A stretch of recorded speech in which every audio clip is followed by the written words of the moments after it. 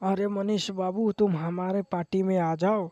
हम तुम्हें इस बार विधायक जरूर बना देंगे, ये वादा करते हैं। देखो मनोज भैया, जैसे आए हो ना वैसे चले जाओ। हमको बिल्कुल भी गुस्सा मत दिलाओ। पिछली बार मैंने तुम्हारी पार्टी में ज्वाइन हुआ था बीजेपी में, लेकिन तुम लोगों ने मुझे धोखा दे दिया। इस बार तो भरोसा करके देखो। इस बार हम तुमको विधायक बनवा कर मानेंगे। ये मनोज तिवारी का वादा है भैया। अरे भैया, मनीष कश्यप इतना चुतिया थोड़ी ना है कि जब आप कहिएगा तब हम आपके पार्टी में ज्वाइन हो जाएंगे, और जब नहीं कहिएगा तब हम छोड़ देंगे। अरे मनीष बाबू, हमारे साथ आ जाओ। हम तुमको पूरा राजनीति सिखा देंगे। रहने दीजिए मनोज भैया, हमने आपसे ही राजनीति सीखी है कि धोखा कैसे देते हैं दूसरे को अपने पार्टी को आगे निकालने के लिए।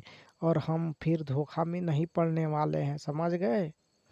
बाकी आप लोग बताइए भैया कि हम जन सुराज ज्वाइन कर लिए हैं तो सही किए हैं कि नहीं, या बीजेपी था वो सही था। आप लोग कमेंट में ज़रूर बताइएगा।